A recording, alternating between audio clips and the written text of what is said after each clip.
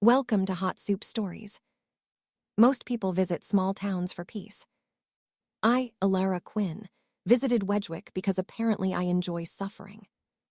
The moment I stepped off the bus, 3 things happened. 1, everyone stared at me like I was a serial killer. 2, a dog growled at me rude. 3, a grandma crossed herself. Excellent, fantastic, love that for me. The town was the kind of place where the population was 77 people and 119 secrets. And judging by their stares, I was now secret number 120. I dragged my suitcase to the Maple Inn, where the receptionist practically sniffed me like a TSA dog. "You're not from around here," she said. "Wow," I replied. Was it my face or my lack of a pitchfork that gave me away? Her eyes narrowed, suspicion level Olympic. I signed the guest book, noticing a fun little detail. Someone had already written my name, in the same handwriting, yesterday. I said calmly, "You already have an Elara Quinn staying here." The receptionist blinked. "Yes, room 12. "Fascinating," I muttered. "Did she also look like she hasn't slept since 2008? She didn't laugh. No one in this town laughed. The sheriff shows up, because of course he does. The sheriff barged in, while I was still arguing with the vending machine. He looked me up and down like he was mentally fitting me for handcuffs. "You're back," he said. "I'm sorry," I replied. "Did I miss my own welcome parade?" "You know exactly what you did," he growled. "Sir, I don't even know what I had for breakfast." He stepped closer. "People saw you last night near the lake, near the old mill. Same coat, same walk, same damn smirk." "Sheriff," I said slowly, "last night I was on a bus eating questionable potato chips while a child tried to glue gum to my hair." He didn't blink. "Oh," I added, "and if I had been near a lake, believe me, everyone would know. I scream when frogs jump." Still no blink. This man was immune to sarcasm. Tragic. The first clue. I finally reached my room and found the real surprise of the day. A note on my pillow that said, "Welcome back, Elara. I missed your face." You. Great. Now I was being stalked by someone with my name, my face, and apparently my handwriting. Perfect thriller energy. I sighed, could have at least left chocolate. Then I heard footsteps in the hallway, slow, intentional. They stopped in front of my door. I walked quietly to the peephole. And on the other side, someone stared back. Someone who looked exactly like me. She smiled and whispered, "Finally." The woman outside my door, the one with my face, didn't knock. She just stood there smiling like a creep from a toothpaste commercial gone wrong. I opened the door anyway. Because why not? If I die, at least it won't be from boredom. She wasn't there. Typical. I sighed. If my evil twin is trying to scare me, she needs to get in line behind my student loan debt. And that's when I noticed it. A small piece of paper under my foot. I picked it up. "Sorry I missed you. I won't next time." "You." I rolled my eyes so hard I nearly saw my brain. Great! My stalker leaves notes like a passive-aggressive roommate. The sheriff stormed into the motel lobby the next morning like he was auditioning for Most Dramatic Man of Wedgwick 2025. He pointed at me. "We need to talk." I sipped my terrible motel coffee. Can it wait until after I emotionally recover from this beverage? "No, outside, now." "Wow," I said, standing up. "At least buy me dinner before you drag me around." He clenched his jaw so hard I heard teeth protesting. Outside, he shoved a stack of photos at me, all taken last night. All of me. Or her. Same face, same hair, same jacket. Except in one photo, the doppelganger was smiling at the camera with the confidence of someone who kills people and then alphabetizes the bodies. "These were taken at the lake," he snapped. "Recognize yourself." "Can't say I do," I replied. "My posture is way better." He slammed a hand on the hood of his truck. Stop joking. I physically cannot, I said. It's a condition. The sheriff leaned in. If I find out you're lying. You'll what? I asked sweetly. Put me in the world's saddest jail cell. Sheriff, please, I've dated men scarier than you. He opened his mouth, then closed it. Because he knew it was true. By noon, the entire town gathered around the notice board like it was a live cricket match. And there it was. A new flyer. Beware of Elara QNN. Suspicious, dangerous, possibly unhinged. Someone had added a handwritten note at the bottom. Also rude. Okay, that one felt personal. A woman squinted at me. You look exactly like the one we saw yesterday. I smiled. Thank you, I try. That wasn't a compliment. It kind of was, I said. You just don't know it yet. Another man chimed in. You can't fool us. We know what you did 7 years ago. Cool, I said. Mind telling me because I wasn't here? He opened his mouth and then hesitated. Oh. Interesting. He thought he knew. But he didn't. The whole town had a story they all believed, but couldn't explain. A mystery with my face stamped on top. And I was very done with the dramatics. I decided to break into the mirror house. As one does. If the woman stalking me liked leaving notes, I figured she might have left some freebies inside the creepiest house in town. The door creaked open like it had been waiting for me. Inside, cracked mirrors reflected me from all angles. And in one mirror, behind my reflection, I saw a shadow move.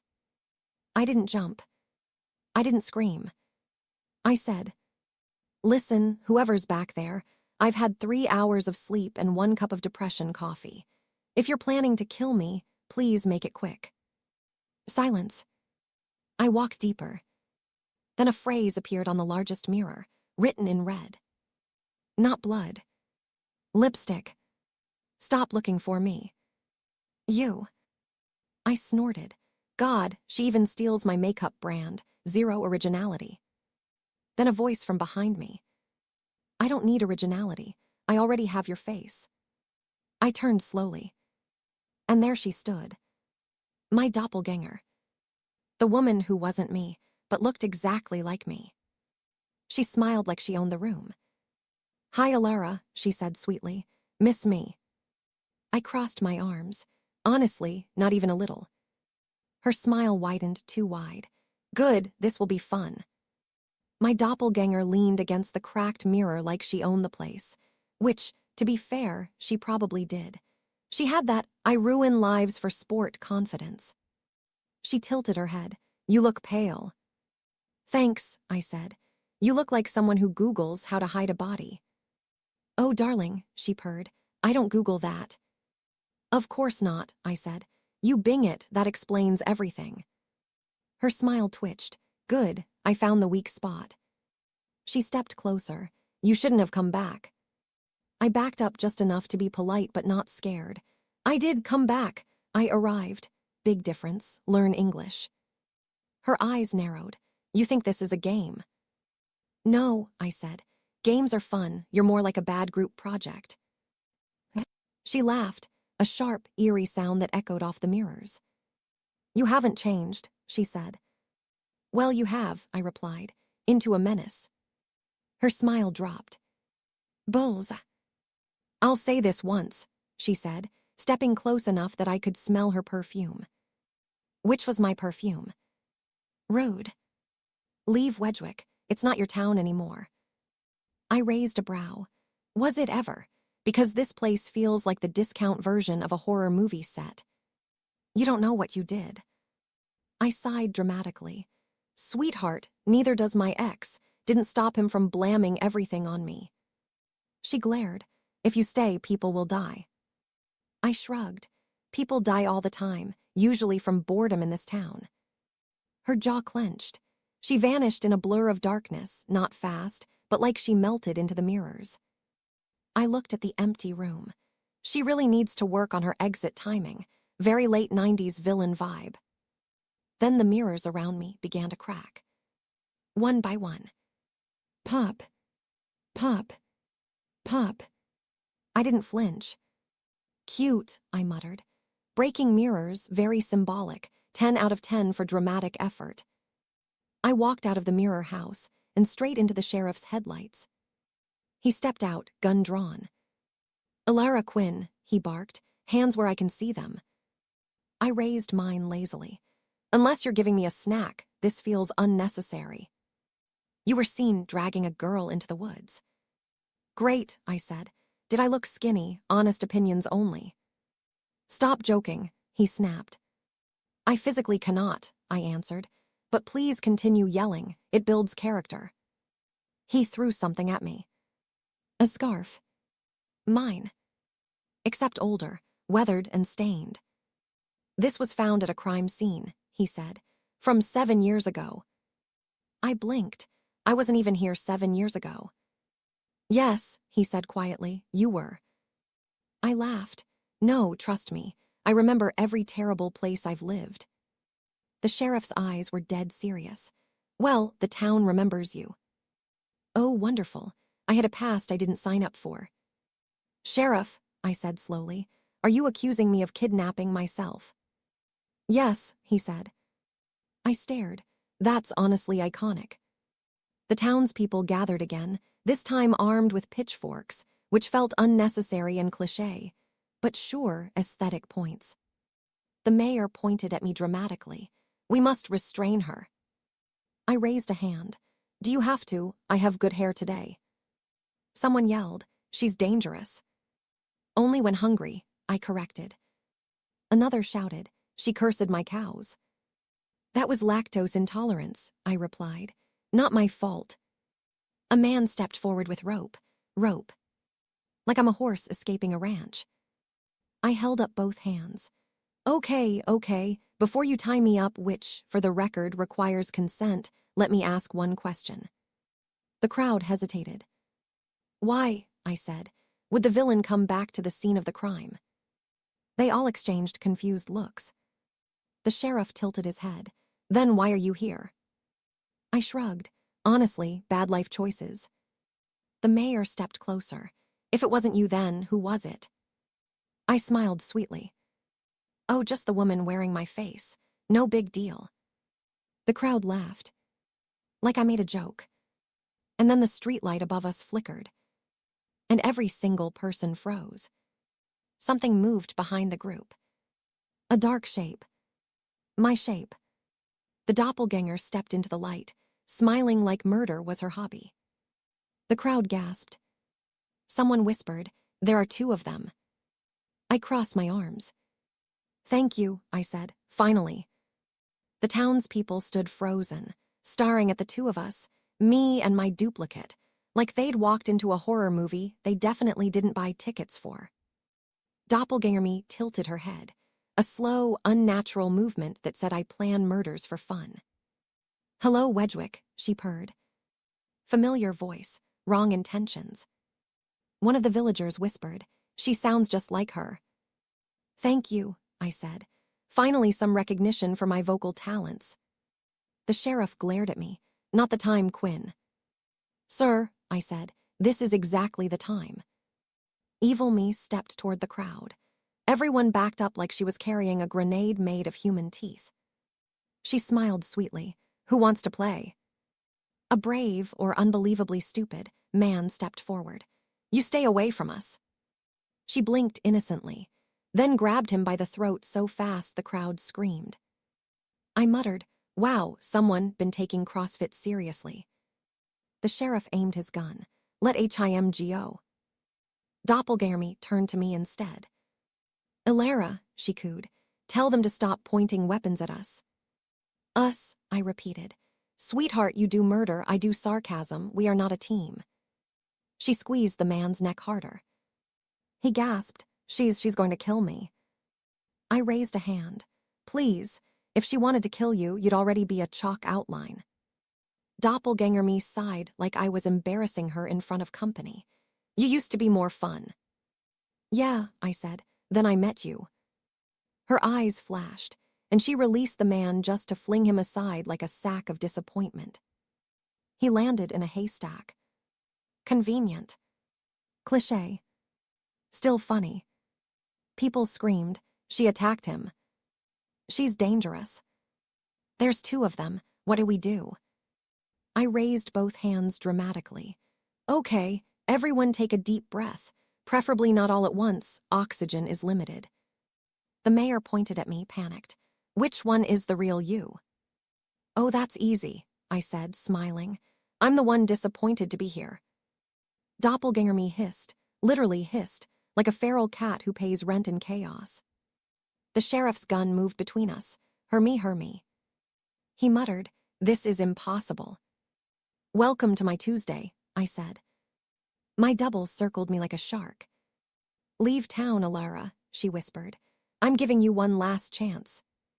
I rolled my eyes. "You really need a new speech. You sound like a toxic ex who thinks they're mysterious." The crowd watched, terrified. She leaned close enough that her whisper tickled my ear. "Stay and I'll take everything. Your life, your name, your memories, your face." I said, "Honestly, you can take my student loans too. That would be great." She stopped, stared, not amused. Then she said something only I could hear. "You don't remember what happened here." But I do. A chill ran down my spine, and not the cute, romantic kind. "Then remind me," I said. She grinned. "Oh, I will." And then she disappeared into the dark. The sheriff grabbed my arm. "You're coming with me." I pulled away. "Sir, please. At least give me a moment to process the fact my evil twin is out here committing felonies in my name." He glared. "You know more than you're saying." "Honestly, I know nothing. I'm fully in my clueless era." 7 years ago," he said, grabbing my shoulders, "you went missing in this town. Vanished." I blinked. Bold of you to assume I wouldn't remember disappearing. "You were found," he said quietly, "but you were the same." "Define not the same. Did I dye my hair, change my personality, eat gluten?" He shook his head. "No, you were cold, different, wrong.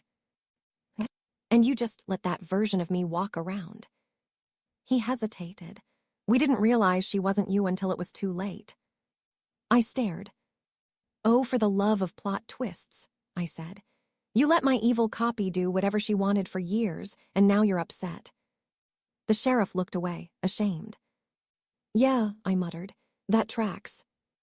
Back in my motel room, I slammed the door, paced, and tried to piece the impossible together. Someone knocked. I tensed. Opened the door. No one was there. But on the floor, another note. This one, written in the same lipstick from the mirror house.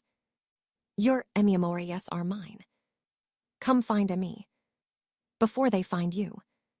You. I looked at it inside. Fantastic, a scavenger hunt with myself. The next morning, Wedgwick looked exactly the same as always.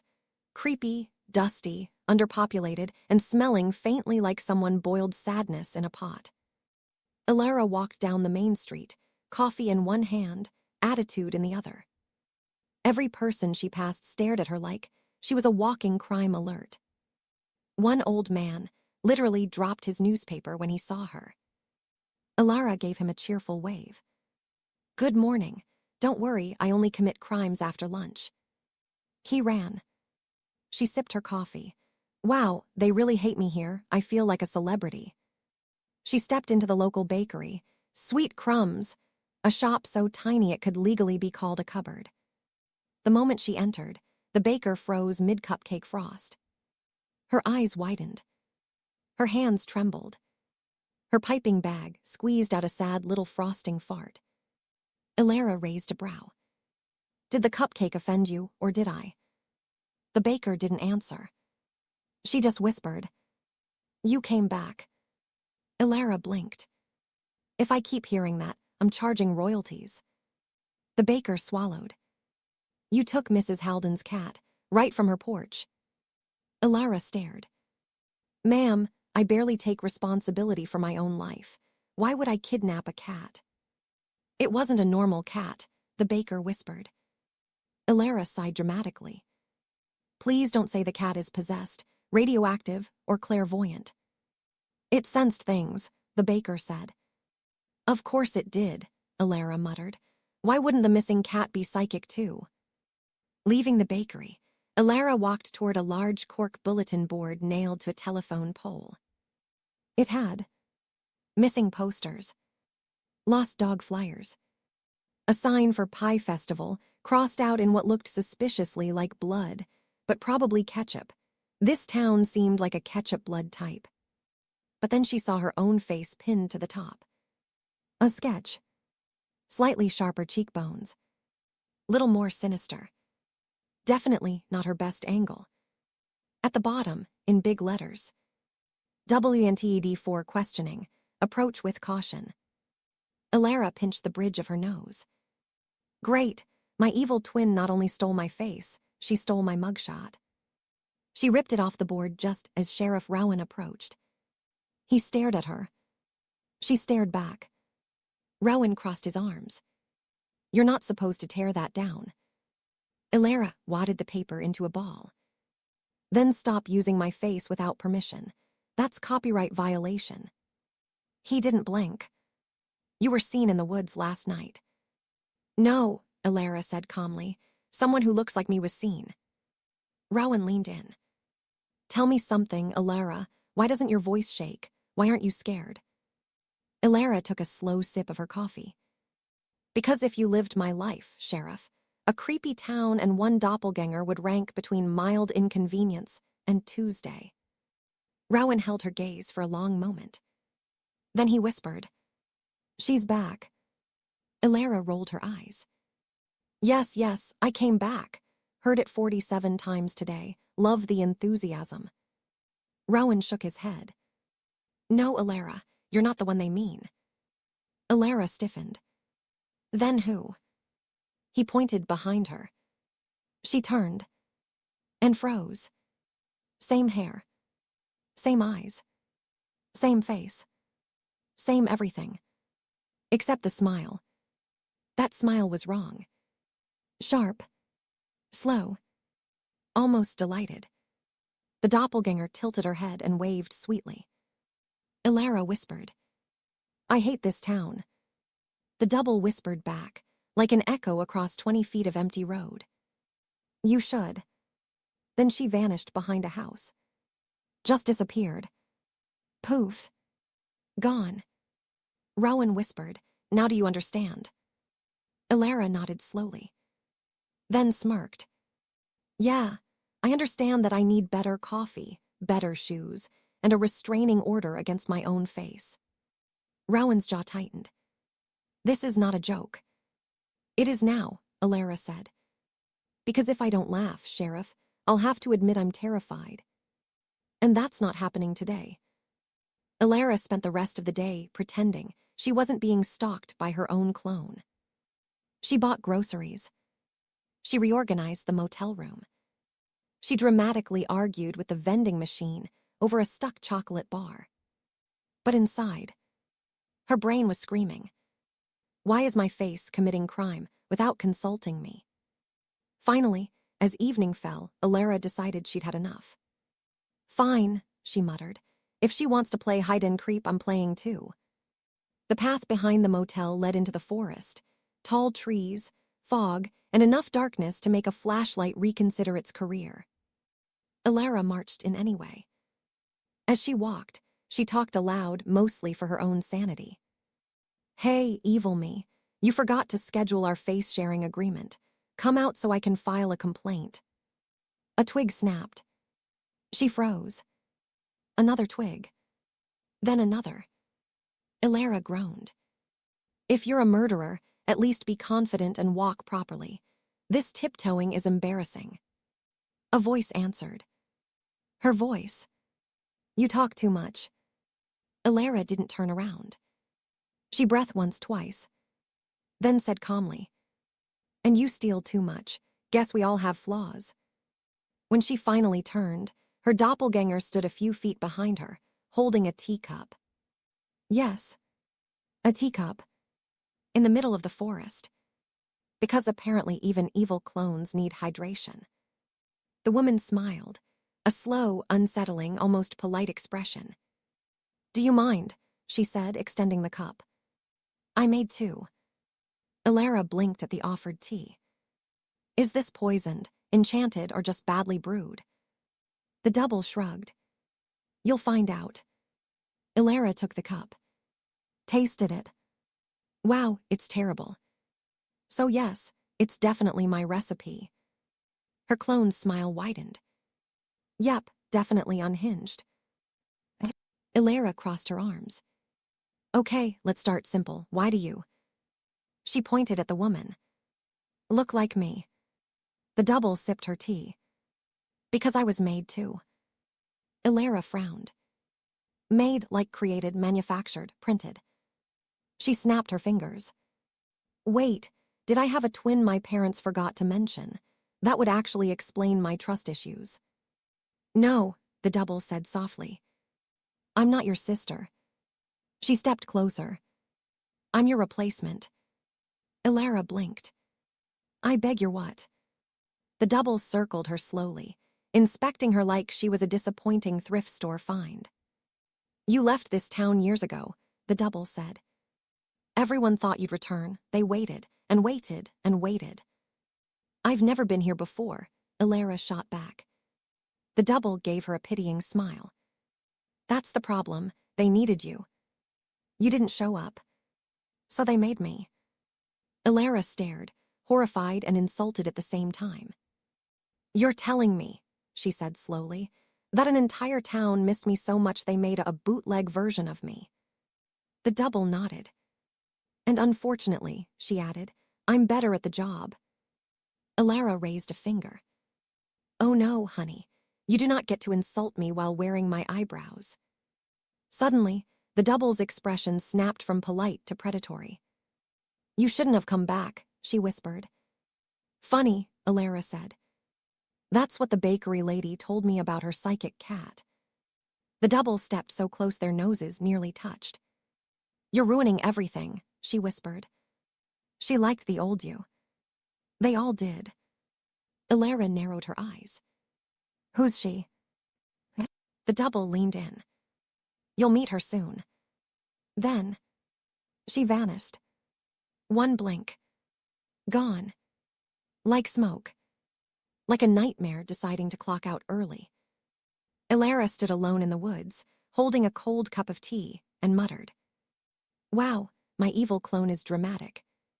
No wonder everyone thinks she's me." She tossed the tea, straightened her jacket, and walked back to the motel. But inside, her pulse pounded. Because someone powerful, had created a version of her.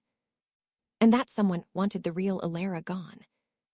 Back in her motel room, Elara did what any emotionally stable person would do after meeting her evil clone. She lay face down on the bed and screamed into a pillow. When she finally resurfaced, she muttered, "Fantastic, I'm being hunted by my own bootleg edition. What's next? A cursed warranty card." A soft knock interrupted her self-pity. 3 taps. Even. Calm. Almost polite. Elara sighed. "If that's you, discount me, I'm charging rent." But when she opened the door, it wasn't the clone. It was the motel owner, Mrs. Lively, a tiny old woman with a bun so tightly wound it could be used as a weapon. Elara forced a smile. "Hi, I paid for the room. Please don't evict me. I've had a day." Mrs. Lively stepped inside without permission, closed the door, and whispered, "You met her, didn't you?" Elara froze. "Oh God," she groaned. "Does everyone in this town subscribe to the Ask Creepy Questions Slowly newsletter?" Mrs. Lively grabbed Elara's hand, surprisingly strong for someone who probably used a teacup as self-defense. "She found you," the old woman said, "which means she knows you're here." Elara frowned. "Okay, so who is she? The clone mentioned her like we have beef.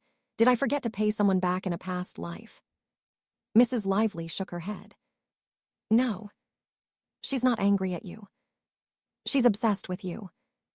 "Great, awesome, perfect." Another woman obsessed with Elara. Lovely. Why couldn't it ever be a rich philanthropist instead? Tell me her name, Elara said. Mrs. Lively immediately stepped back. No, we don't say it. Oh, come on, Elara groaned. What is this Diet Voldemort? The old woman trembled. She's dangerous. Ma'am, Elara said, pointing at herself, I was just emotionally terrorized by my clone in a forest. At this point, unless she is a chainsaw with legs, I'm not impressed. Mrs. Lively took a shaky breath. She runs Wedgwick. Runs everything. The council. The law. The records. She decides who belongs here and who doesn't. Elara snorted. So a nosy HOA grandma. Terrifying. Mrs. Lively gripped her arm. No. She made your double. And she made her for one reason. Elara raised an eyebrow. Let me guess, to ruin my fashion sense. Mrs. Lively whispered. To replace you. Elara threw her hands up. Of course, why not? Identity theft is so in this season. The old woman lowered her voice. She wanted you, Elara. But when you didn't come, she created her. Elara too, Elara muttered. She made that girl from memory, Mrs. Lively said. From what she thought you were like as a child, but she twisted her, darkened her, shaped her into what she needed. Elara pinched the bridge of her nose. So Wedgwick's mysterious puppet master made a personality piñata based on me. How original. Mrs. Lively whispered. You must leave, tonight, before she finds you. Elara stared at her. Leave? After being stalked. Threatened. Tea attacked in a forest. Absolutely not. Elara folded her arms. No, I'm not leaving. Mrs. Lively looked horrified. Then she'll take you. Elara grinned. Let her try. That night, the motel hallways were silent. Elara sat on her bed, armed with a lamp, a coat hanger, and enough sarcasm to power a small city. Around 2 a.m., the air changed. The lights flickered. The temperature dropped. Something brushed the door. Elara whispered. If that's room service, I didn't order supernatural vibes. Then, a voice. A woman. Smooth. Calm. Too calm. Elara Quinn's finally. Elara stiffened. That voice didn't belong to her clone. This was someone older. Stronger. More dangerous. Elara stepped toward the door. Who are you? The voice chuckled. Someone who waited for you. A pause. A very long time. Elara swallowed. And what do you want? Silence. Then, to put you back where you belong. Elara froze. Not take her. Not kill her. Put her back. As if she had been here before. As if she had been part of this town. As if she had been removed. The hair on her arms stood up. The voice whispered one final line. You shouldn't have left me, Elara. Then the hall went silent. And Elara realized something horrifying. Whoever she was, she didn't just know Elara. She was connected to her. Personally. Deeply. And very, very dangerously. Elara didn't sleep. She sat cross-legged on the motel bed, mug of cold coffee in hand, eyes fixed on the door like it owed her money. Every creak, every rustle, every breath of wind made her pulse spike. Not because she was scared, but because she was furious. Someone had tried to claim her like she was a misplaced library book. At sunrise, she'd had enough. She grabbed her jacket and stormed out of the motel. Fine, she muttered. If the horror movie villain won't tell me who she is, I'll go knock on her evil headquarters myself. Every town has that house. Wedgwick was a Victorian monstrosity perched on a hill, overlooking everything like a judgmental grandmother. Tall towers. Dark windows. A porch that creaked before you even stepped on it, as if pre-creaking out of courtesy. Elara climbed the hill, panting. Fantastic. If I don't die from supernatural drama, I'll die from cardio. At the gate, she noticed something strange. There was no lock. Just a small brass plate that read, "Welcome home." Elara flinched. Absolutely not. She pushed the gate. It swung open silently. Because of course it did. Evil houses always have excellent maintenance. The door was unlocked too. When she stepped inside, dust swirled like the house was exhaling. The interior was pristine, not abandoned. The kind of clean that suggested either a professional service or a very dedicated ghost. Elara walked through the living room. Paintings lined the walls. Portraits of a woman. The same woman. Different ages. Cold eyes, perfect posture. The type of person who looked like she corrected people's grammar for fun. But then Elara froze in front of one painting. Because this one didn't show the mysterious woman. It showed a young girl. Brown hair. A familiar smirk. Sarcasm in the eyes. Elara gasped. It looked exactly like her. Age 8, maybe 9. Except she'd never taken that photo. Never posed for that painting. Never even been in this town. She touched the frame. "I don't remember this," she whispered. Behind her, a voice answered. "You're not supposed to." Elara turned. And there she was. Tall. Elegant. Dressed in black like mourning was her hobby. Her hair was pinned up in a perfect twist that probably required engineering-level precision. Her expression was calm. Too calm. Elara clenched her jaw. "So you're her." The woman smiled gently. "You may call me Dr. Mara Vale." Elara blinked. Doctor, like medical, psychological, evil science. Mara tilted her head. All of the above, in a sense. "Of course you are," Elara muttered. "Why wouldn't my villain be a multitasker?" Mara stepped closer, studying Elara like an artist admiring her own creation. "You grew beautifully," Mara whispered. "Better than I predicted." Elara stepped back. "Nope, no. Don't admire me like I'm a plant you watered." Mara laughed softly. "You always were dramatic." Elara lifted a finger. "Lady, I have never met you in my life. Stop acting like we exchanged friendship bracelets." Mara's smile didn't falter. "That's the problem, Elara. You don't remember me." A pause.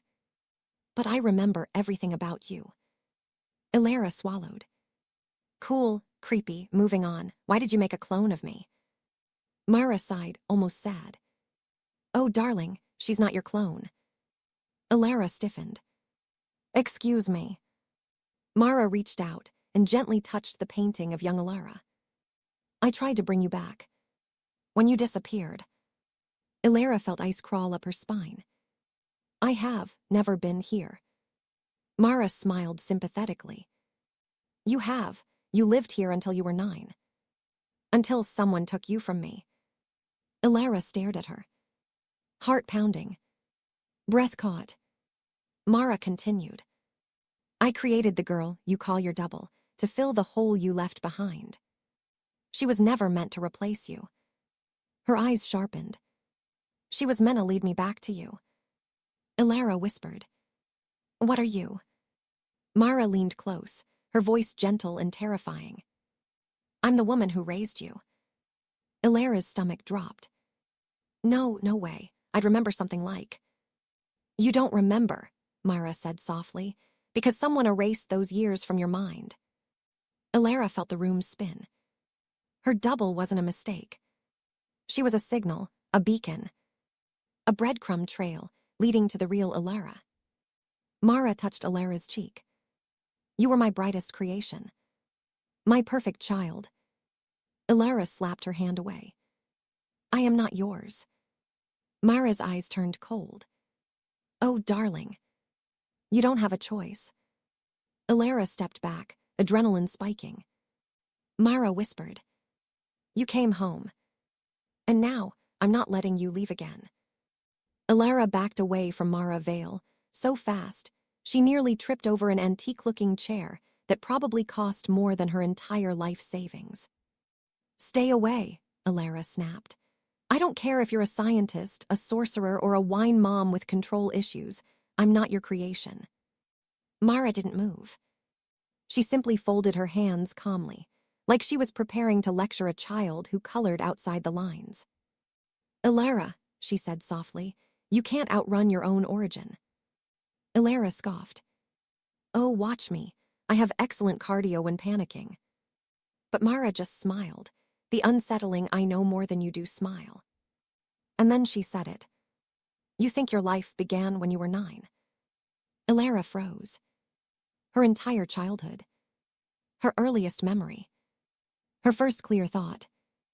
Age 9. She remembered a foster home. A school. A scraped knee. A birthday cake. But nothing before that. Just a blank. Like someone cut out the first part of her life with surgical precision. Don't, Elara whispered. Don't do creepy prophecy talk with me. Mara stepped toward a shelf and pulled out a wooden box. A small brass lock hung from the latch. She placed it on the table. Everything you forgot is in here. Elara swallowed hard. Nope, absolutely not.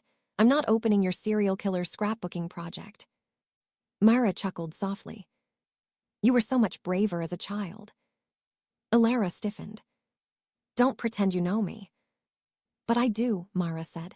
You were raised here, loved here, taught here. Her eyes darkened. Until he stole you. He, Elara repeated. Mara nodded. Sheriff Rowan.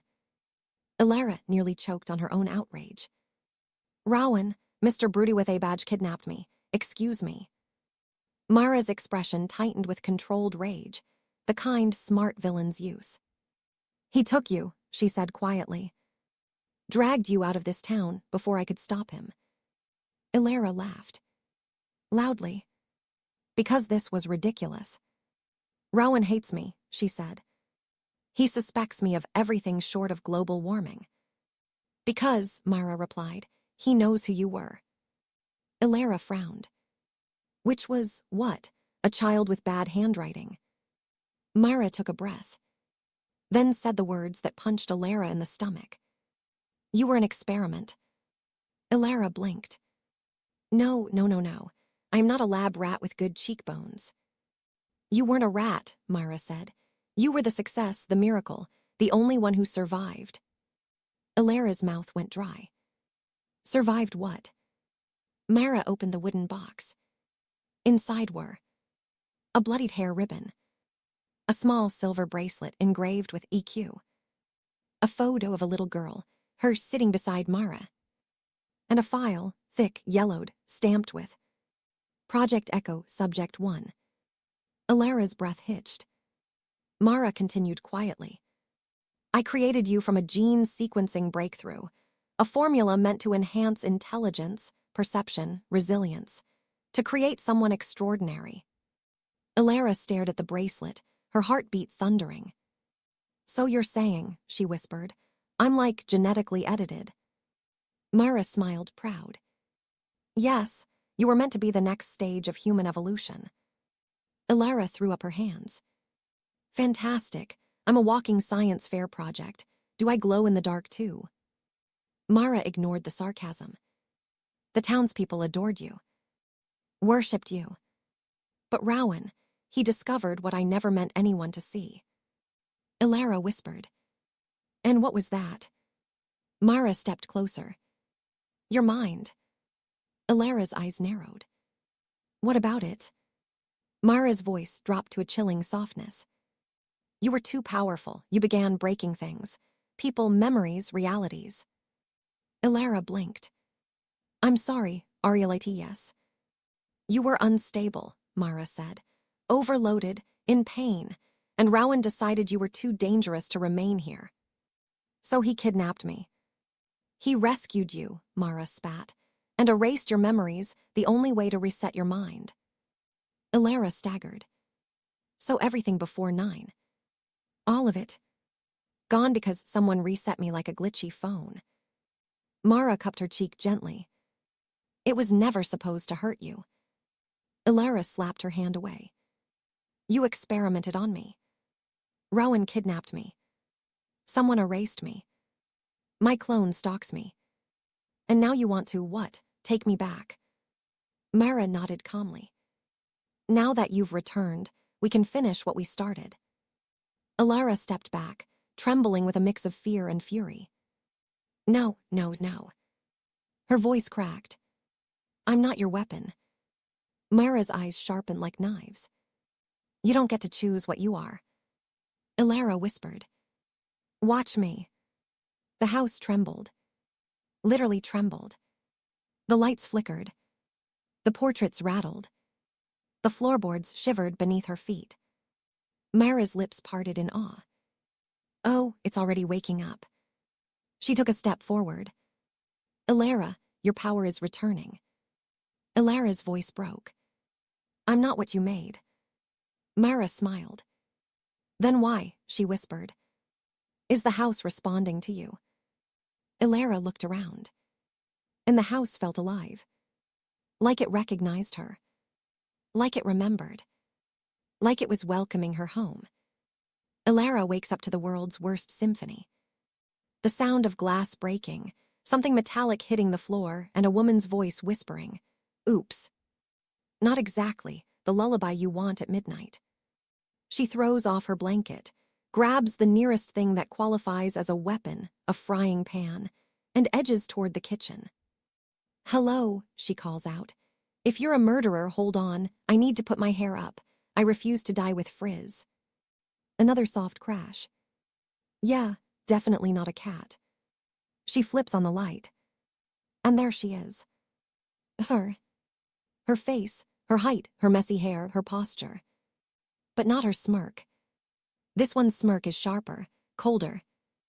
Like a mirror reflection that has been waiting years to step out and stretch its legs.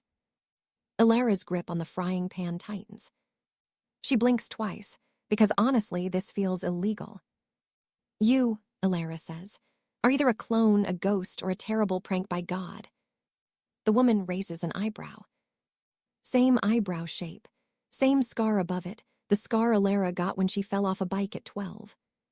Finally, the double says, we meet. Oh good, Elara replies. She talks. I was worried you were one of those silent movie ghosts, annoying to deal with, no subtitles. The double steps closer. And Elara notices something chilling. The double has been in her kitchen long enough to brew tea. Her favorite tea. Chamomile with honey. I've been living your life for a long time, Elara. Funny, Elara snaps back. I don't even live my own life well. Seems like a downgrade for you. The double smiles, a slow, predatory curl. You weren't supposed to come here. Elara tilts her head. Well, I'm sorry. Google Maps said this was picturesque small-town escape. It did not mention an evil twin policy. The double walks around the table, examining Elara like a scientist, inspecting a specimen. You shouldn't exist. Elara snorts. You and my ex agree on something. Congrats. The double stops right in front of her. Close enough that Elara can smell the same perfume, but something is off. A chemical note underneath. Not human. You took my place, the double murmurs, voice almost kind. Now I'm taking it back. Elara raises her frying pan. Listen, discount version of me, I don't know what crackpot labs spat you out, but I am not in the mood for identity theft tonight. Come back in the morning, preferably after coffee. The double's eyes flicker. Not blink. Flicker. Like someone turned the lights on inside her skull. Elara Quinn, the double says softly, you were never meant to be the real one. Elara's stomach drops, but her sarcasm holds strong. Wow, so am I the bootleg version? She gestures at herself. I mean, rude but understandable. The double leans in. Run while you can. Elara laughs. Actually laughs. Sweetheart, Running is not my thing. I trip over air. I fight. And she swings the frying pan.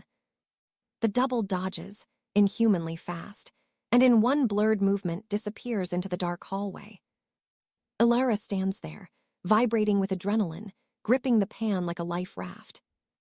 Then she mutters, "Great, I'm getting hunted by someone with my face and better reflexes. Could this night get any dumber?" A knock sounds at her door. Elara freezes.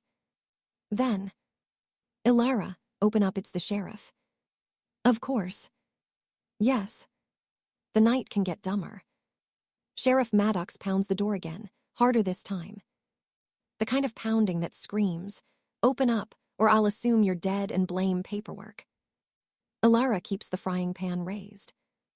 Because frankly, she doesn't trust anyone right now, especially people with badges and limited humor. She cracks the door open. Maddox storms in. "Elara, are you?" He stops. Because her kitchen looks ruined. Glass on the floor. Broken mugs. The back door slightly open. Tea brewing like a serial killer, politely hydrated himself before escaping. "Elara," he says slowly, "what happened?" Now, any normal person might explain. But Elara Quinn. She gestures at the mess with a casual sweep. "Oh, you know, I invited myself over, myself came. I wasn't a great guest."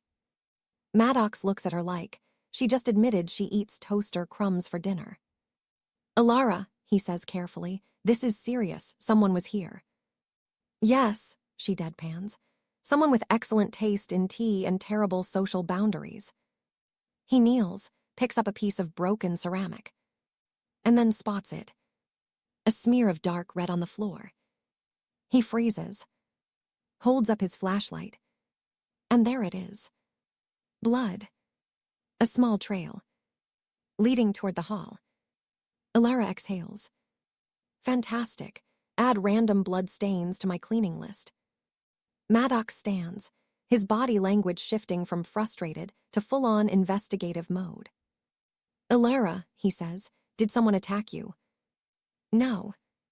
"Did you attack someone?" "Not successfully." He squints. "I'm going to need you to be normal for 2 minutes." "Impossible," she replies. "Try again." He sighs so deeply, it feels like he's inhaling all her patience. "Elara, did you see the intruder?" "Yes." "Can you describe them?" Elara lifts her chin. "Sure, they were about 56. Messy hair, sarcastic face, overall gorgeous." "Elara." "And they looked exactly like me." Silence. The horrified kind. Maddox just stares at her, as if debating whether to arrest her or check her temperature. "You're saying your intruder was you?" Elara crosses her arms.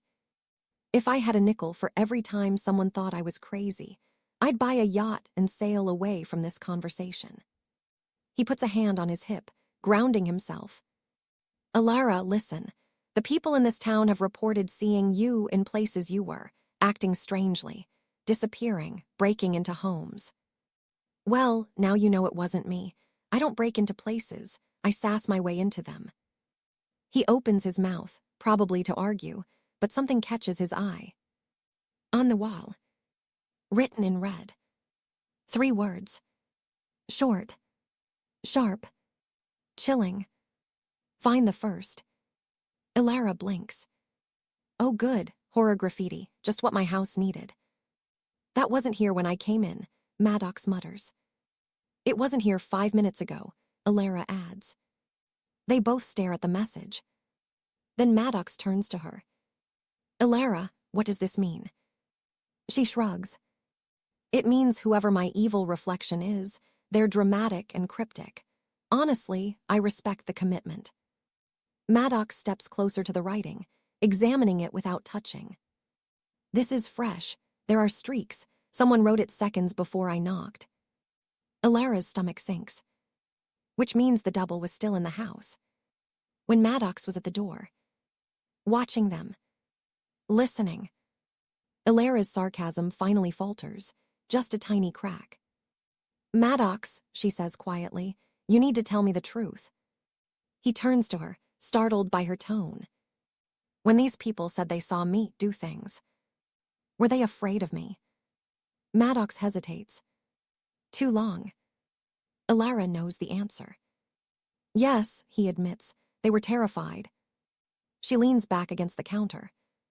The tea kettle hums softly beside her, like the universe mocking her with cozy domestic noise. Cool, she says finally. Her sarcasm returns like armor. So now I'm not only hunted by a clone, I'm also the town's unofficial boogeyman. Perfect, just perfect. Maddox studies her. Elara, if there's someone out there who looks like you, acts like you, and is doing God knows what, we need to find them. Oh, we will, she promises. But first, she points at the message. We find the first. Maddox frowns. The first what? Elara grips the frying pan again. The first me, she says. The one this started with. And I'm guessing she's not the friendly type. Maddox insists on driving her to the station. Elara insists on complaining the whole way. I don't understand why I have to go to the police station, she grumbles, arms crossed. I had an intruder. Shouldn't you be doing the paperwork while I eat snacks and avoid trauma? Maddox sighs. I need to check something, and I need you where I can see you. Awa, she says sweetly, you think I'll run away? No, he says dryly. I think if I leave you alone, you'll provoke your evil twin into a fistfight. First of all, she says, I would win that fight. He does not argue. He's learning. The police station, 2:13 a.m. The place is nearly empty. One tired officer at the front desk, a flickering ceiling light, and a coffee machine that looks like it died in 1994. Maddox leads her into the records room. Okay, he says, unlocking a metal cabinet. If someone matching your face has been involved in crimes, I would have filed them here. Great, Elara says. Let's read about all the exciting crimes I didn't commit. He pulls out a folder. A thick one. She smirks. Wow, look at that, I'm productive. But when Maddox opens the file, his face changes. Confusion. Shock. A tiny pinch of fear. Elara, he murmurs, these pages are empty. Elara peeks over. The file is full of blank sheets. No records, he says. No statements. No reports. Nothing. Elara raises a brow. So basically, I'm a boring angel and you owe me an apology. He shakes his head. No, you don't get it. There were records. I filed them myself. I took witness statements. I logged sightings. I wrote reports. Elara whistles. Whoever erased those pages must have been really busy. He flips through frantically. Page after page empty. Then, in the very back, he finds a single sheet with writing. Not printed. Not typed. Handwritten. Sharp. Precise. Familiar. He reads it aloud. She is not the one you think. Elara scrunches her nose. Okay, seriously, is my double taking creative writing classes? What's with the dramatic notes? Maddox's jaw tightens. Elara, this is your handwriting. She snaps to him. No, don't do that. Don't you dare, this might be you me. He holds up the paper. And it's true. It's identical to her script. Unless I sleepwalk with a pen and a desire to ruin police files, she huffs, this was planted. He places the note into an evidence bag. Elara, someone erased every record of your double, every trace, every report, but they left this message specifically for us to find. And they did it fast, she adds. Like supernaturally fast. Maddox sits at the desk, rubbing his temples. Elara sit. She sits on the desk instead. He lets it slide. Elara, he says quietly, there's something else. She makes a drum roll on her thighs. Hit me. Maddox opens another database on the computer, fingerprint records. Earlier tonight, he says. Before I came to your house, I got a system alert. For what? He points at the screen. Someone had accessed Elara's fingerprint file and tried to delete it. Elara leans forward. And by someone, you don't mean a hacker group or bored teenager, do you? Maddox shakes his head. No. The deletion attempt used my login. Elara stares. Then laughs. Perfect. You've officially entered the framed by her own evil twin club. Welcome, we have jackets. He ignores her. Elara, this isn't just identity theft. This is someone trying to erase you. She pauses. Her sarcasm softens into something sharp and cold. Sheriff, she says, if someone wants to delete me, then they're afraid of me. Maddox looks at her. Really looks. And for a moment, she sees fear flicker in his eyes. Not fear of her. Fear for her. Elara, we need to figure out who the first one is. She hops off the desk.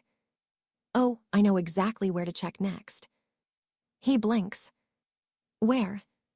She grins. The place every creepy town hides its dirty secrets. The hospital basement. He stares. We don't even know if. Nope, she interrupts. I've seen movies. There's always a hospital basement, and it's always horrifying. Let's go. Maddox closes the folder. Elara.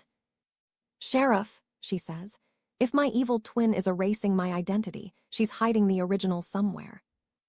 And the original. She grabs her jacket. That's who we're hunting next. The abandoned wing of Wedgwick Hospital was a masterpiece of decay. Peeling paint, broken floor tiles, and the faint smell of chemicals that hadn't been touched in decades. Elara paused at the entrance, flashlight in hand.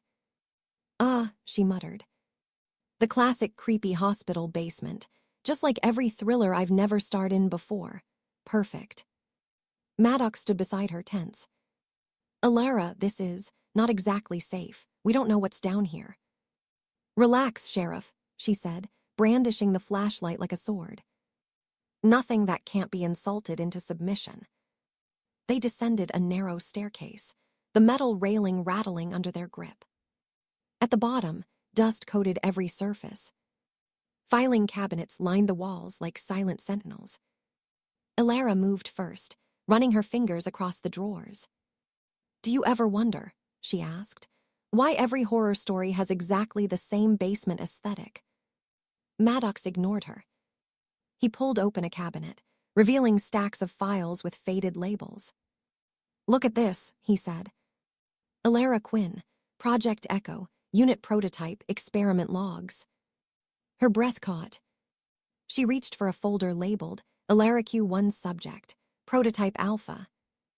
Inside, photos of a little girl, Elara. Notes in precise handwriting describing every movement, every reaction, every cognitive test. Clever, resilient, sarcastic, potential dangerous if unregulated. Elara's stomach churned. So, I really was the original model, she whispered. And the town thought they were safe because. Maddox frowned. They hid it. The memory wipes, the clone, the people disappearing from your life. All measures to contain your potential. Elara let out a bitter laugh. Contain my potential. Sheriff, I'm still figuring out how to contain my laundry schedule. Imagine what I'd do with actual power. Suddenly, a creak echoed through the corridor. Not the building settling. Not Maddox shifting. Footsteps. Elara froze. Sheriff, she whispered, we have company and it's not polite. Maddox shined his flashlight down the hallway. Shadows shifted. Then, a flicker of movement. Someone was there. Tall, slim, familiar posture. The double. Elara's heart raced. Well, she muttered, this is awkward. Discount me shows up right when I'm about to unearth my childhood trauma. The double's voice was smooth, almost mocking. Hello again, Elara. Elara raised her flashlight like a weapon. Hi, welcome to the basement. I was just about to redecorate. How do you feel about cobwebs? The double stepped closer. Did you really think you could uncover the truth without me noticing? Maddox clenched his jaw. She's faster than anything I've seen. Elara stepped forward, sarcasm sharp as a knife. Look, twin-in-law, I don't know who signed you up for basement stalking, but I'm very busy finding out why my childhood was stolen. Could you maybe not? The double tilted her head. Oh, I'm not here to stop you, she said. I'm here to make sure you don't leave. Elara froze. Maddox whispered. She's stronger than you think. Elara smirked, taking a deep breath. Good, I've always hated being underestimated. And with that, she stepped toward the double, ready for whatever came next. The basement air was thick, dusty, and smelled faintly of disinfectant long past its prime. Elara's flashlight beam cut through the darkness, landing on her double, who was watching her like a predator studying its prey. Elara flexed her fingers around the flashlight, her other hand hovering near her belt. All right, she muttered. Let's settle this. Who signed the permission slip for you to be a creepy stalker version of me? The double tilted her head, lips curling into that cold, sharp smile. No one. I was designed. Elara blinked. Designed? Fantastic. I'm a walking horror movie. Really makes you appreciate Mondays. The double stepped closer, voice low and cold. I was made to be you, because you weren't supposed to survive. Elara's stomach dropped. What? You think Mara Vale created me to replace you for fun? No. The double's eyes gleamed, almost glowing. She needed someone to retrieve the original you, someone controllable. Elara gritted her teeth. You means me. The double nodded. You were never meant to return. Mara didn't plan for your survival after the memory wipe.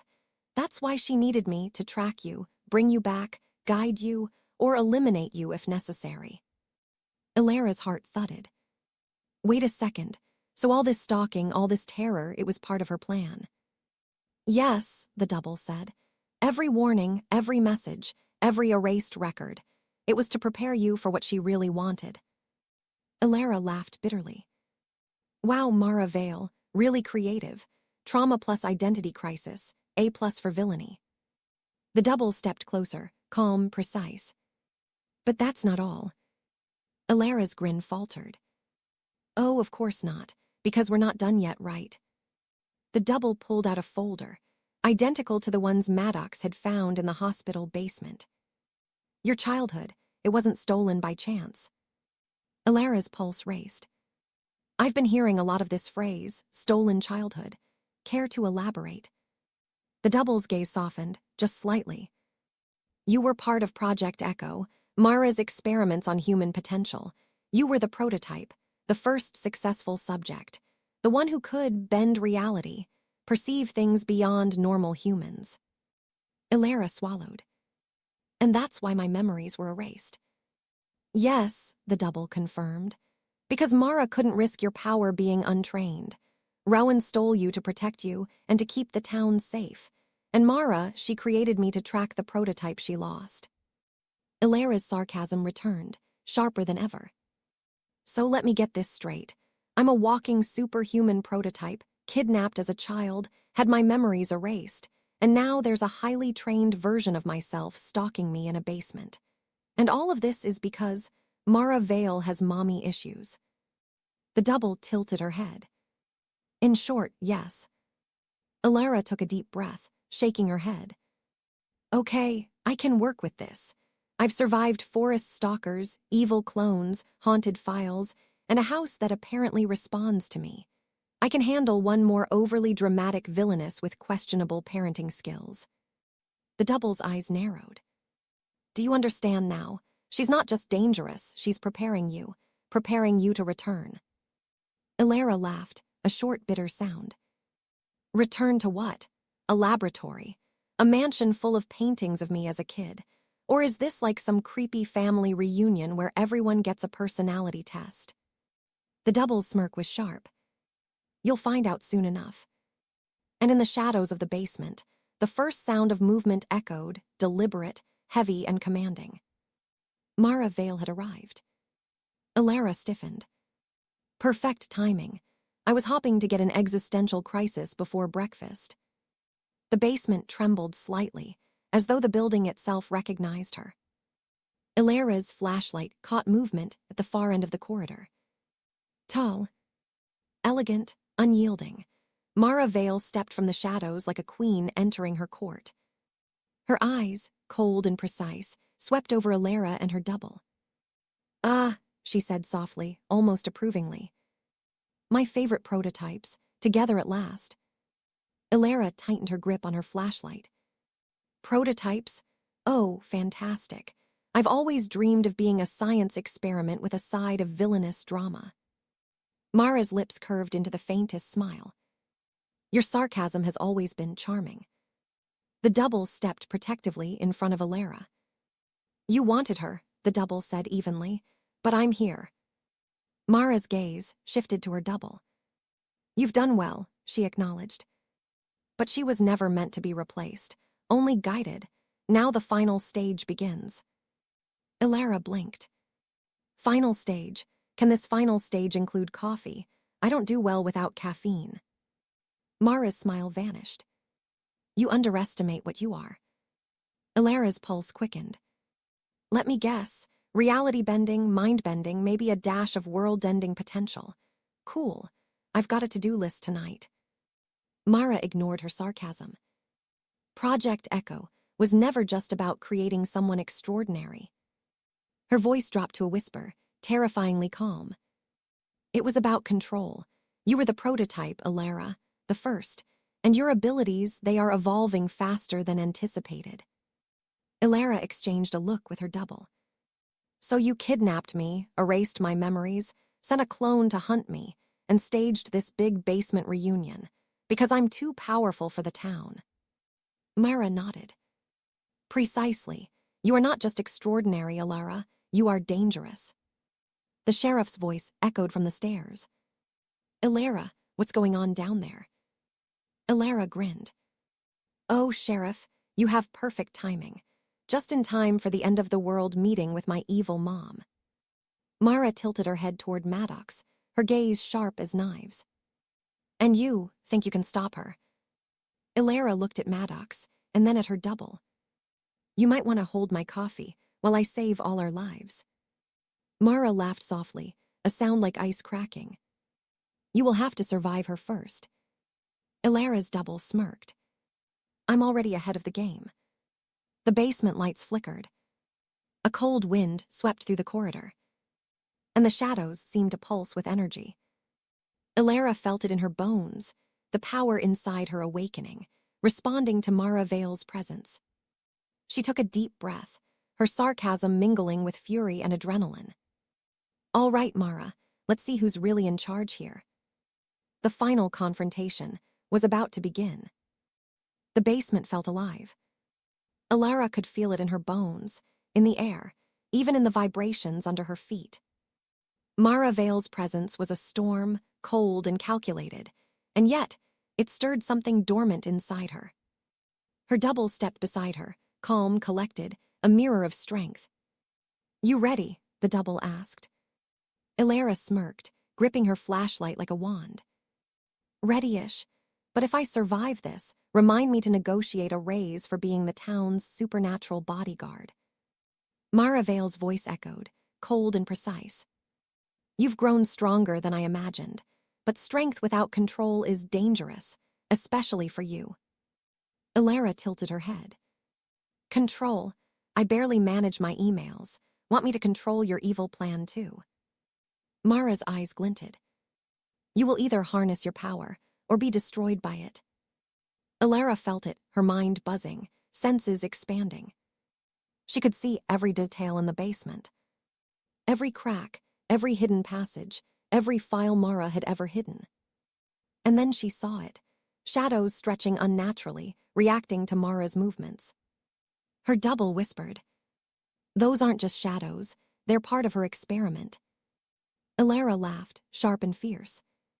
"Great, so it's a science experiment versus a sarcastic human prototype. Cool, totally manageable." Mara stepped forward, hands raised, eyes fixed. Focus, Elara. You cannot win if you hesitate. Elara's fingers tingled. A pulse of energy rippled through her. Files lifted from the cabinets, suspended in midair. Shadows recoiled, as if obeying her command. Did I mention I hate being underestimated? Elara said, voice trembling with newfound power. Mara's eyes narrowed. Impressive, but raw power without training is volatile. Elara shrugged. Good thing I have instincts, and sarcasm, both highly underrated weapons. The basement trembled. The lights flickered. Shadows twisted violently around Mara, but Elara's presence was stronger, a beacon of defiance. Maddox called out from the staircase. Elara, what's happening down there? Elara shouted back, grinning. Just having a little chat with my creator. You might want to grab a chair. The double moved like lightning, intercepting Mara's projected energy. Not today, she said. Elara felt the air hum around her. It was as if the basement itself recognized her, obeyed her. Her childhood memories, stolen, hidden, surged back, not as fear but clarity. Mara's expression faltered. Impossible, you're controlling it. Elara laughed, sharp and fearless. Not controlling it, owning it. And now, it's time to see what happens when the original refuses to be erased. The energy around her exploded like a storm contained in a single human. Files flew into the air, spinning in a chaotic dance. Shadows recoiled, twisting into spirals, retreating from her growing aura. Mara Vale staggered backward, eyes wide. You weren't supposed to. Elara advanced. This town, my memories, my life. Yeah, I don't do villains who think they can erase me, ever. Her double nodded, matching her stride. Together they were unstoppable, reflection and original, sarcasm and power combined. Mara realized, too late, that she had underestimated her own creation. Her plan to control the prototype had failed spectacularly. Elara whispered, cold and precise. You wanted a weapon. You got a hero. The basement shook violently. Energy surged through every shadow, every wall, every hidden corner. And in that moment, Elara understood.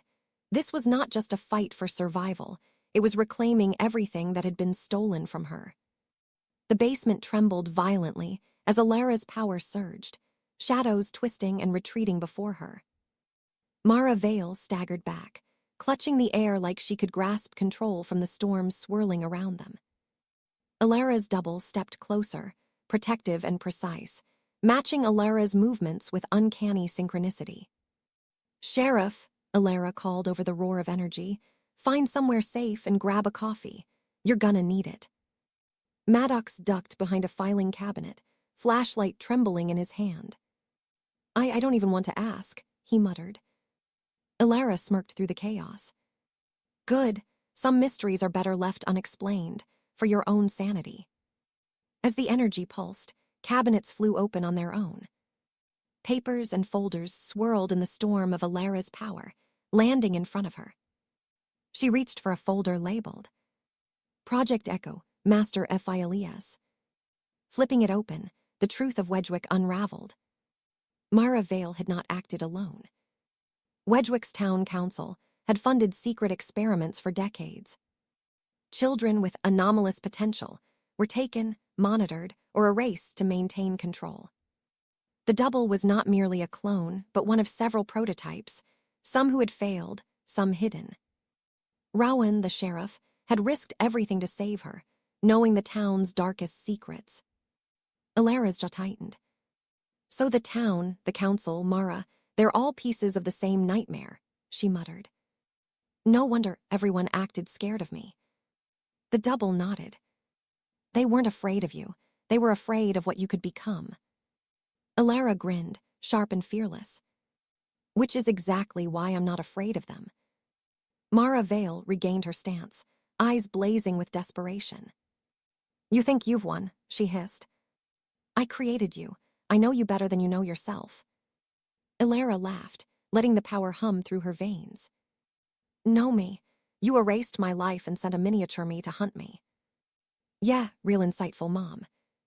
The shadows coiled violently around Mara, her own energy struggling against the storm Elara had unleashed. Her double moved beside her, whispers sharp. Focus, Elara. The real threat is not just her. Elara frowned. What do you mean? Isn't she enough? The double shook her head. Project Echo isn't just Mara. There's someone orchestrating everything behind the scenes. The true villain hasn't shown themselves yet. Elara's pulse quickened. Fantastic. So now I have a villain, a supervillain clone, and a secret puppet master. Just another Tuesday. Mara's voice broke through the storm, sharp as ice. You may have power, but Wedgwick will always belong to me. Elara stepped forward, voice low and deadly. No, not anymore. This town, my life, my memories belong to me. The basement trembled once more, energy swirling faster. Files, shadows, and dust spun in a chaotic dance around her, bending the room to her will. For the first time, Elara felt truly whole, her past, her power, and her identity finally converging. But even as Mara reeled, the double whispered. The final test is yet to come. The real villain is watching. Elara's eyes narrowed. Then it's about time we met them. The basement went silent, the storm pausing as if the world itself waited. And in that silence, a new presence made itself known. Calm, calculating, far older and more dangerous than Mara Vale could ever be. The basement trembled once more, but this time, the energy felt deliberate. Not chaotic like Mara's, not reactive like Elara's, controlled, precise, and infinitely more dangerous. Elara's double stepped closer, instincts sharp. They're here, she whispered. The one pulling all the strings. From the shadows, a figure stepped forward. Tall, elegant, calm, every movement measured, deliberate, exuding power without raising a hand. Elara Quinn, the voice echoed, smooth, unshakable. You've done well, far better than I anticipated. Elara's pulse raced. Finally, she muttered. Let me guess, you're the puppet master who hid behind Mara Vale's theatrics. And you're here to finish what she started. The figure smiled faintly, and the basement seemed to contract, energy bending toward them. You could say that, they replied. But I am not here to finish anything. I am here to test you. Mara Vale's composure faltered, eyes narrowing. You weren't supposed to intervene. The figure's gaze shifted coldly to Mara. I have always been in control. You were a tool, nothing more. Elara's chest tightened. All of this, my childhood, the clones, the hunting, the stolen memories. It was all orchestrated for your amusement. Not amusement, the figure corrected. Evolution, survival, potential. You are the culmination of decades of preparation. I am simply ensuring that potential is realized or eliminated. Elara's double whispered tense. This is worse than Mara. They are calm, unshakable, a predator disguised as a chess player. Elara's sarcasm returned like armor. Great. I was worried I wasn't being challenged enough tonight. Let's play then. The basement quivered under the sheer force of the figure's presence. Elara felt her power spike, reacting instinctively. Shadows danced, energy rippled, and the air itself seemed to bend around her. Mara Vale lunged, now desperate, but the figure's gaze stopped her mid-step, frozen like a puppet on invisible strings. You cannot interfere, the figure said softly. Your role is over. Elara's double hissed, stepping protectively. Stay back, this is my original's fight now. Elara took a deep breath, focusing. Memories, anger, stolen years, sarcastic quips, everything inside her coalesced. She didn't just want to survive anymore. She wanted retribution, control, and the reclamation of her life. The figure raised a hand. The basement trembled. Energy erupted, a shockwave of pure force. Elara countered, summoning everything instinctively. Shadows twisted, dust and debris spun in controlled chaos, and the basement became a battlefield of wills. For a moment, time seemed to stretch. Everything slowed. The figure smiled faintly, almost amused. You have potential, more than anyone expected. Elara smirked, breath steady despite the chaos. And I have sarcasm, underrated but lethal. As they clashed, Elara realized something crucial. The true villain's power wasn't just physical, it was psychological. Every doubt, every fear they planted was designed to control her. But she wasn't afraid anymore. Her stolen memories, her stolen childhood, her hunting by doubles, all of it had made her stronger. She looked at her double, and they nodded in unison. This ends now, Elara whispered. And for the first time, the true villain saw defiance, not fear, in the prototype they had tried to control. The basement quaked, shadows writhing as if alive. Elara's senses surged, every sound, every movement amplified. She could feel Mara's panic, the true villain, calculating calm, and even Maddox's fear hovering at the stairs. Elara's double leaned in, voice low. Focus, Elara, it's all or nothing now. Elara exhaled sharply, sarcasm mixing with steel in her veins. Perfect. I've always loved dramatic finales. Makes my life look cooler in retrospect. Elara extended her hand. The air shimmered, responding to her command.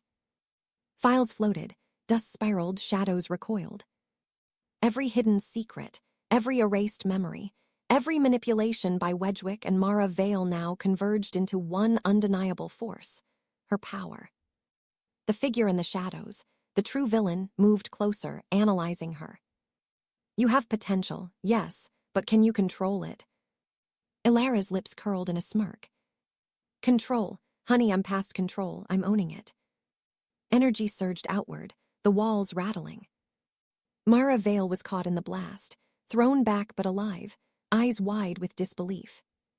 The true villain blinked, surprised at the force of someone they assumed would be obedient. Elara whispered, almost to herself. All these years, stolen memories, stolen childhood, cloned threats, and it made me unstoppable. The files, now suspended around her, began opening themselves. Data, hidden reports, secret experiments, everything Mara and the town tried to bury, displayed in midair. Elara's eyes scanned, understanding everything at once. Wedgwick's council had experimented on generations of children, seeking control. Mara Vale had been a pawn, a tool to guide the prototypes. The true villain had orchestrated decades of manipulation, watching Elara as a test subject and as a weapon. She was never just a prototype. She was the culmination of human potential the world wasn't ready to face. Elara's double whispered, tense. They underestimated you, completely. Elara grinned. And that, my friend, is always dangerous for the villain. The true villain raised a hand, and a wave of pure energy surged toward Elara. She lifted her own, intercepting it effortlessly. The force of wills collided, shockwaves exploding in the basement, shaking the foundation. Mara Vale staggered, whispering. You were never supposed to. Elara cut her off, voice cold and commanding. Stop pretending you control me. I've reclaimed everything you stole. My memories, my life, my identity. And now I decide the rules. The energy around her responded instantly, lifting Mara, knocking the villain backward, revealing for the first time the hidden weakness in the true villain, design. Their power relied on fear and manipulation, and Elara no longer had either. With a sharp laugh, she moved forward. You thought you could erase me, control me, make me a pawn. But you created a hurricane instead. The basement lights flickered, shadows twisting violently. Elara's aura flared, a blinding, unstoppable force. The true villain's calm composure shattered for the first time. They realized too late, Elara Quinn was no longer just a prototype. She was the original, complete, unbroken, and unstoppable. The basement trembled as Elara stepped forward, energy rippling around her like a storm contained in human form. Mara Vale lay sprawled, her carefully constructed dominance shattered, while the true villain staggered backward, eyes wide with disbelief. Elara's double moved beside her, calm but ready, a mirror of her strength. "You okay?" the double asked. Elara smirked. "Better than okay. I'm unstoppable, terrifying, and slightly dramatic, the trifecta." The true villain raised a trembling hand, trying to regain control. You can't." Elara cut them off with a sharp wave of energy, suspending them midair, papers and shadows swirling around. "You thought fear would control me," she said, voice low and deadly. "But I don't do fear. I do sarcasm. And now I do justice." Maddox, finally recovering from the stares, called out, "Elara, are you, sure you're not going to destroy the whole basement?" Elara glanced back, smirking. "Sheriff, this basement. Consider it repurposed. And yes, I am in full control." The true villains struggled, realizing their plans. Decades of manipulation, stolen lives, cloned threats were unraveling.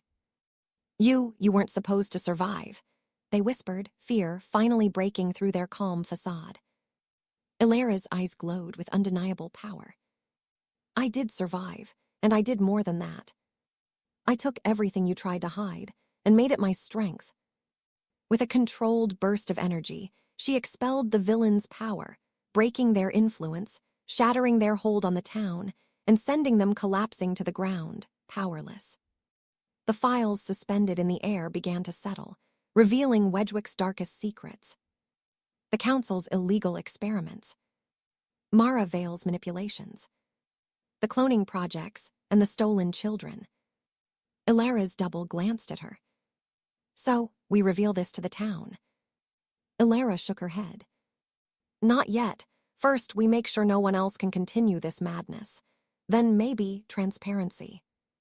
Maddox finally climbed down the stairs, cautious but amazed. "Elara, I don't even know what to say." "You just..." Elara waved a hand dismissively, letting a hint of humor return. "Save it for the memoirs, Sheriff. I'm busy being awesome." Mara Vale, now fully aware of her defeat, rose shakily, eyes meeting Elara. "This isn't over," she spat. Elara stepped closer, sarcasm and menace perfectly balanced. "Oh, sweetie, it is. You spent decades building puppets and shadows, and now the original is free. The town is free. And I'm me again." The basement lights flickered one final time, shadows recoiling from Elara's radiance. She stood, whole and unbroken, a hurricane of power, wit, and defiance. Her double mirrored her, strength and loyalty unwavering. Maddox watched, astonished. The town, once cloaked in fear, secrets, and manipulation, would never be the same. Elara smirked.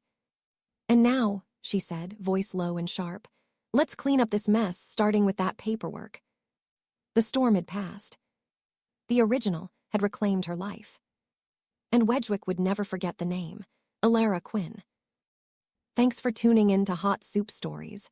If you love audio stories, don't forget to like, share, subscribe, and drop a comment. Your encouragement keeps our stories coming.